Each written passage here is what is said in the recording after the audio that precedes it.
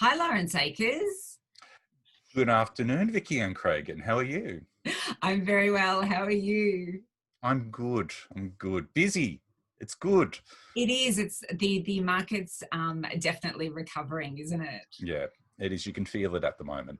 I was thinking to myself today, it's been 10 years since we met now. Yeah, 10 years absolutely. already. It feels like it's just gone like this.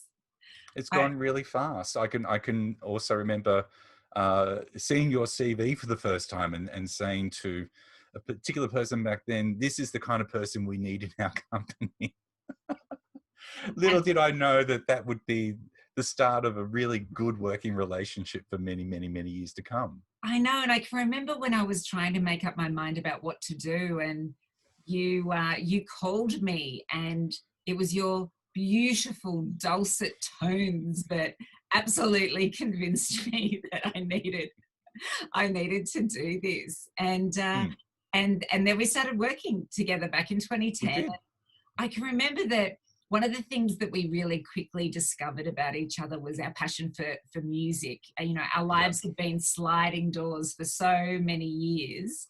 Mm, Um, but your passion for music came from a much deeper place, mm. because you were in the music industry before you got into recruitment. Tell me about what you were doing back then. Sure. Well, I worked for a record label, Yeah. a fairly famous Australian one, Mushroom, and I had gone in as a promo person. In fact, I had started off working in music retail, and one of the reps from Mushroom was a regular rep for me, and Yeah. he'd got my CV and handed it into the head of promo at Mushroom. Yeah. And I didn't know that he had actually done that. This is probably way before privacy laws were to be, explored. And so I got this phone call from Sue at Mushroom saying, I was wondering if you could come in and meet with us. And I was like, oh, sure, okay. And so I went in not really knowing why I was going in, Oh, we all love an interview like and that. kind of sat down. And it was probably about 5 minutes into the conversation that I realized that this was an interview. And by the end of it, I don't remember much about the interview other than I referenced Monty Python during it, and we spoke about Denny Hines or something like that. And I remember getting home and my housemate at the time saying, what was it all about? I said, oh, it was a job interview. He said, how do you think you went? I think it went okay. And about 5 minutes after that, the phone rang and they were offering me the job. And so that was, for me, really exciting to be able to come work for Mushroom, because a lot of my favorite artists were with Mushroom. It was a label I really had wanted to work with. And one of the reasons why I always wanted to work in the music industry was because I wanted to be involved with music history.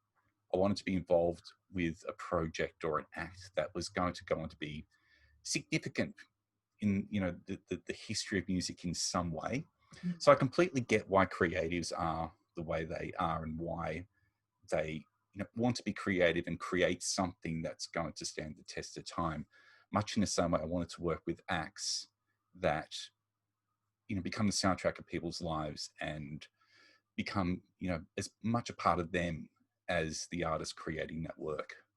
So, and it's great because even now I still speak to some people who are fans of some of the acts I used to work with, and who love some of the albums that I had been involved with at that point. And whenever that happens, I immediately light up and I get really excited about talking about those days, because they Yeah. really were fun days.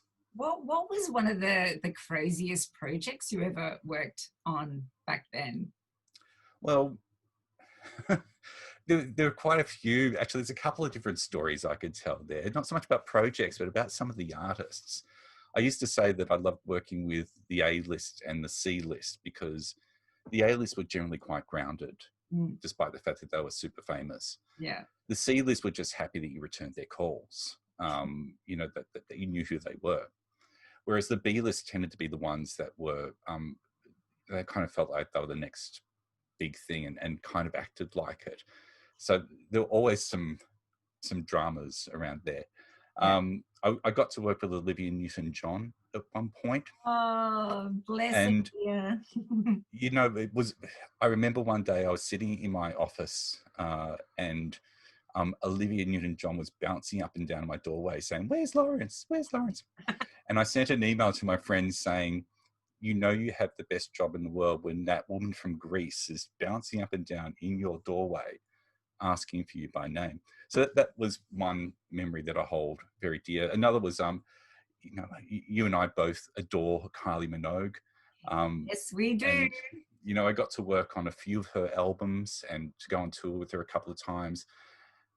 I have friends that still collect her now and get excited about an autograph. And I point out that, I had her phone me and wish me happy birthday on my 30th birthday. That alone is a money can't buy experience. In fact, I told her that she was nominated for, I think it was a Grammy or something. She hadn't been told yet, and I accidentally let it slip in that call. So, it's experiences like that it is. You look back on, and I feel very blessed and very grateful that I had those opportunities. I mean, you have so many stories about those days. I absolutely hang off your every word whenever some I probably can't tell. Having a chat. What was one of the funniest moments? The funniest moments, geez, the funniest moments were probably more my colleagues, to be honest, because the music industry back then, the expectation was that you would go to at least 3 or 4 gigs a week. Yeah. I used to say this was why I was constantly single during that period, because, it just was quite hard slog, but we all loved it. But it also meant that quite frequently none of us would turn up until 10 o'clock the next morning, and generally with a hamburger in our hand as we walked into the office. Yeah, sunglasses down. And, one of my former bosses used to have this habit of, she'd come in the morning, she would look like she'd had a really hard night the night before.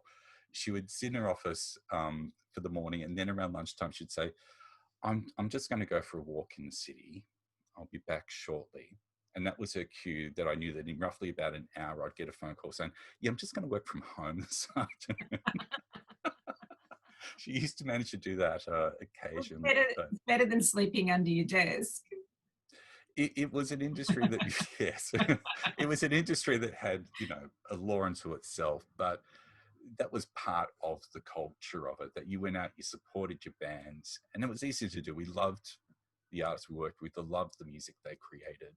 And so that was the funnest part of it, I think. And how did the world of music help you transition into a career in recruitment, do you think? When I first started in recruitment, I remember speaking to Justin at Grin Creative. Hello, Justin, if you're watching. Hi, Justin. And Justin was always very good at asking very pointed, direct questions. And one of the questions he sent me was, what does someone who comes from music industry know about the design industry? And I thought, that's a really good question. And I responded with, I've spent most of my life managing creatives. And it doesn't matter if it's about creating music or creating art. They're all driven by this same desire to be able to articulate, to express, to do something meaningful. And so what I know about the design industry comes from the music industry, because it really is just about how do you manage that spirit? How do you manage that urge, that passion to create? I say frequently to people that being a creative is not a job, it's a calling. And that's what I mean by that, is that, this is not something people wake up and think, I'm just going to become a designer. That's because right. It's pretty hard slog, the same as it is being a musician. Yeah. But they do it because it is a part of them. It's part of their identity. Yeah. And so I'm good at working with people about their identity. I wonder if Justin realised when he asked you that question that, 15 years later? That would come up in an interview about this, about the transition. It was a great question. Yeah. And yes, it was confronting at the time. But, I'm really grateful that he asked that question, because it helped me to clarify in my own head at that time what I had to offer. And look, 15 years as a recruiter, I mean, I think I'm clocking 25 if not more. We'll keep it at that now. But, you know, people like us that have been doing this for such a long time are really few and far between. Mm. What is it that you feel has been that thing that has kept you engaged in the recruitment industry for as long as you have?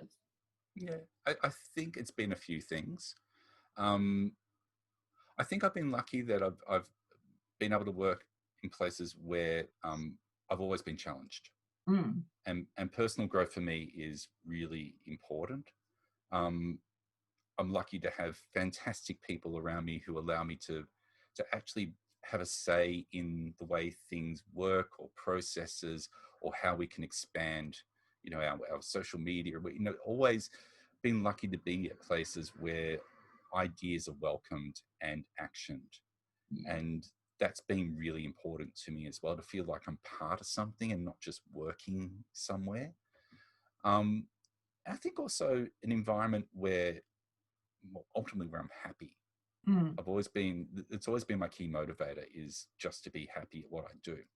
And if I have an environment where I feel supported and respected and nurtured, then, you know, I'm going to get on the phone and whoever I'm speaking to is going to hear that I'm happy, and they're more likely to want to do business with me. yeah. You know, I don't think success comes from me focusing on the sale. It comes because I'm happy, and as a result of that, the sale comes. It's Yeah. kind of that. And you're genuine, you know, that genuine desire to really want to help your Mm, candidates find work, is a felt experience, I think, with everybody that comes into contact with you. You and I absolutely. often talk about the introvert, extrovert, and Hmm. that, you know, people tend to get surprised when they learn that that you're an introvert. People get surprised when they learn that I'm an introvert.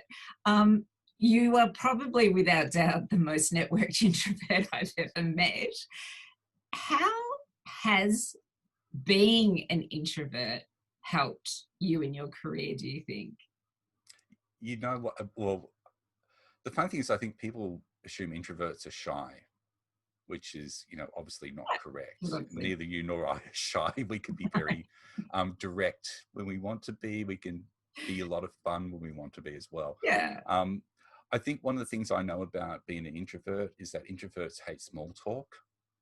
And I think that's why Yeah. networking events are generally hard slog for Mm, introverts, because we don't like going up and introducing ourselves and talking about the weather, and uh, we we really like, don't.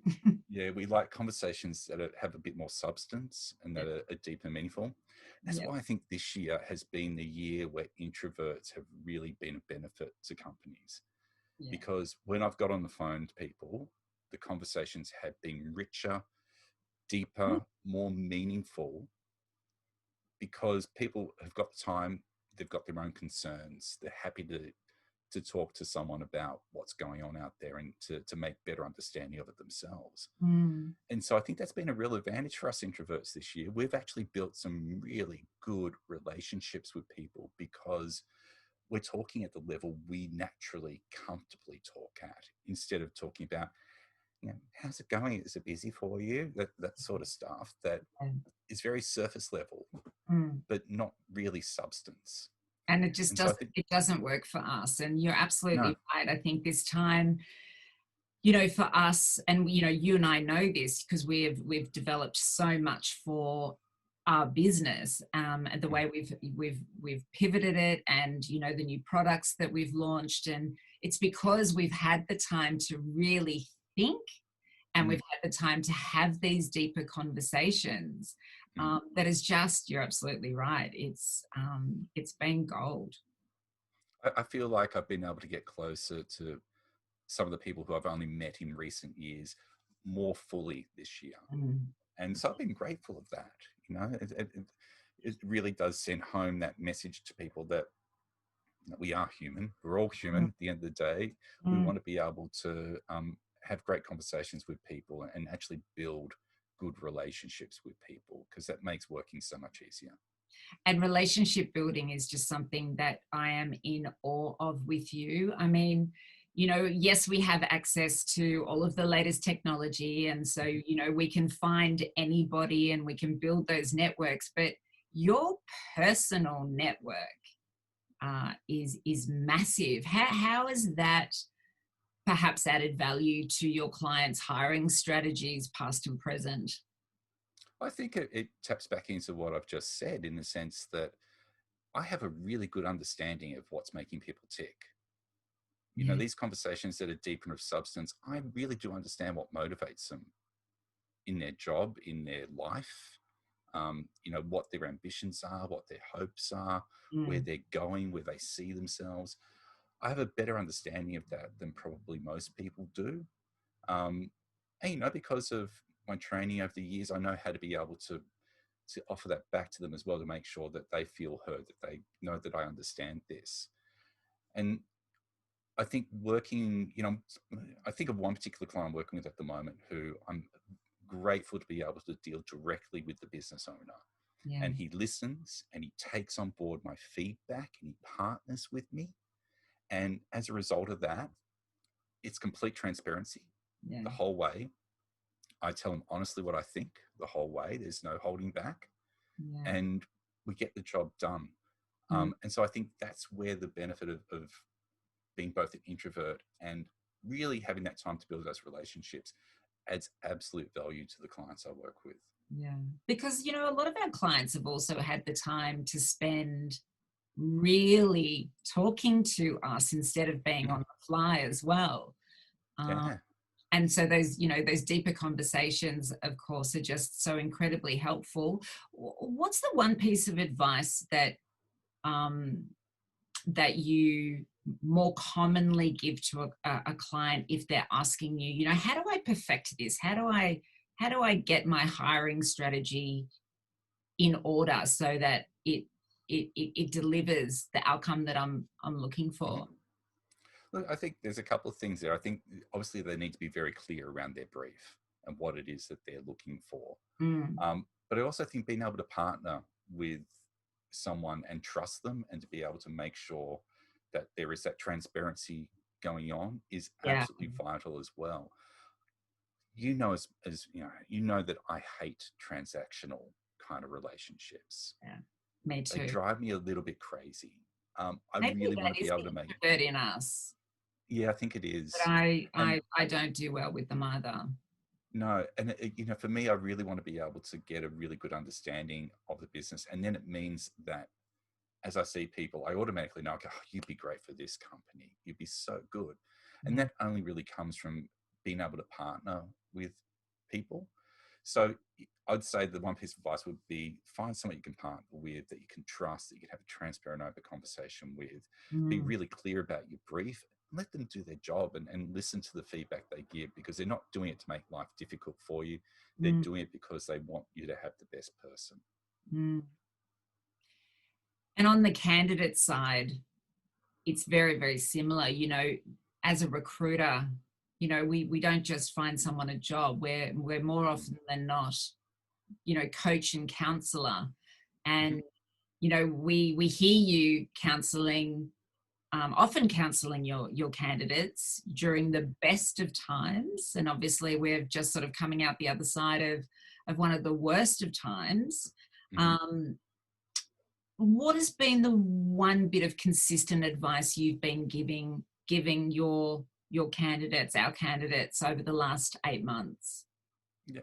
Look, I think the answer to that is partly in the question you asked. Whenever anyone asks me about what I do as a recruiter, Mm. apart from my usual joke about being professional Tinder, um, which I say often, I always say, look, it's one half, sales, and one half coaching and counseling. Yeah. And the coaching and counseling will be dependent upon how empowered the person I'm speaking to is. Mm. Because I've seen some people that come to me and they're super empowered, and really it's just about, how do we fine tune what they're doing to get them in front of the person. Whereas when they're in counseling mode, when they're in, they are so disempowered, they need building up. Mm. It's a slightly different approach again.